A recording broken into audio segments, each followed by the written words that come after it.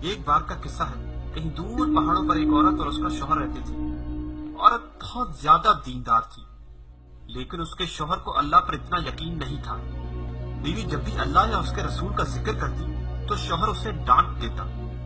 گھر کے حالات بھی کچھ اتنے اچھے نہ تھے، شاید اسی لیے شوہر ہمیشہ ناشکری کرتا رہتا۔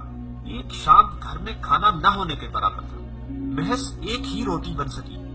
عورت نے سوچا کہ آدھی روٹی اس کا شوہر کھا لے گا اور آدھی وہ کھا لے گی، لیکن کچھ ہی دیر بعد باہر کا دروازہ بجا۔ عورت نے جب دروازہ کھولا تو اس نے بہت لاچار، مجبور اور بھوکا بھکاری دیکھا۔ عورت کو اس پر بہت رحم آیا اور اس نے اللہ کے بھروسے گھر میں جو ایک ہی روٹی تھی وہ اس بھکاری کو دے دی، اس یقین کے ساتھ کہ اللہ اس کی ضرور مدد کرے گا۔ جب رات کا وقت ہوا اور اس کا شوہر گھر آیا تو اس نے کھانا مانگا۔ اس عورت نے بہت یقین، بہت بھروسے اور حوصلے کے ساتھ اپنے شوہر کو بتایا، گھر میں جتنا کھانا تھا میں نے بھکاری کو دے دیا، اس بھروسے کہ اللہ میری کسی نہ کسی طرح ضرور مدد کرے گا۔ شوہر یہ سن کر بہت ناراض ہوا اور عورت کو برا بھلا کہنے لگا، لیکن اسی وقت ایک بار پھر دروازہ بجا۔ شوہر نے جب دروازہ کھولا تو اس نے دیکھا ایک شخص ہاتھ میں 18 روٹیاں پکڑے کھڑا تھا۔ اس شخص نے کہا، فلاں شخص نے آج نیاز کیا تھا تو یہ آپ کے حصے کا نیاز ہے۔ شوہر یہ دیکھ کر بہت حیران ہوا اور شاید پریشان تھا۔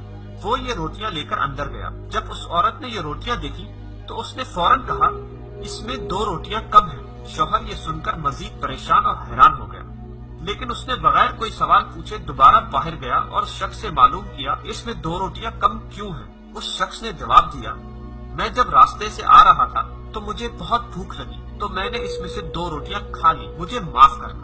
شوہر بہت حیران ہوا اور پریشان ہوا اور دوبارہ اندر چلا گیا۔ اس بار اس نے اپنی بیوی سے سوال کیا کہ تمہیں کیسے معلوم کہ اس میں 2 روٹیاں کم تھی؟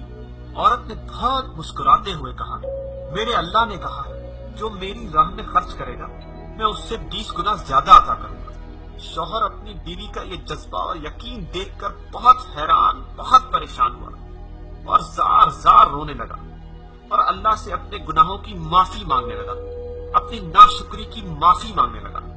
دوستو، اللہ پر یقین، اس پر بھروسہ اور تھوڑا سا صبر، بس یہی چیزیں ہیں جو ہمیں دنیا اور آخرت دونوں میں کامیاب کر سکتی ہیں۔ لہٰذا اللہ پر یقین کرتے رہیں اور صبر کرتے رہیں، انشاءاللہ وہ دلوں کے حال جانتا ہے، بے شک اللہ سب جانتا ہے۔ دوستو، کس طرح اس عورت کی اللہ نے اپنے غیب سے مدد کی، ہم کو بھی چاہیے کہ ہم اللہ پر بھروسہ رکھیں اور اس کی راہ میں خرچ کرتے رہیں۔ بے شک وہ جو وعدہ کرتا ہے اسے ضرور نبھاتا ہے۔